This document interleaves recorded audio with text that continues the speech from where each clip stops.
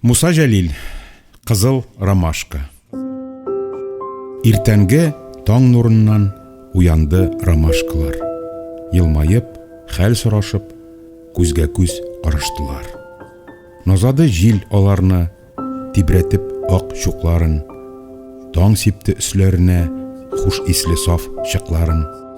Чәшкәләр кәефләнеп, җай гына селкенделәр, һәм кинәт шунда гаҗәп бер яңа хәл күрделәр.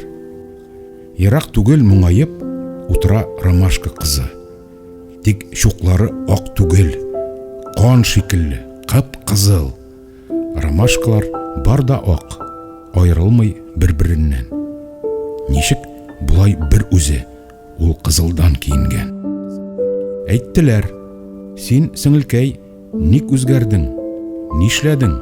Нидән кызыл чукларың? Нидән алсу төсләрең?" Әйтте кызыл ромашка: "Төнлә минем яныма ятып батыр сугышчы атты дошманнарына. Ул бер үзе сугышты, 15 укчыга каршы. Чигенмәде, тик таңда яраланды кулбашы. Аның батыр алканы тамды минем чукларга. Минем кызыл күлмәгем бик охшады чулпанга.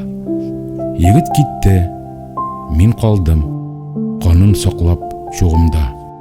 Көндә аны сагынып, балкыйм мин таң нурында."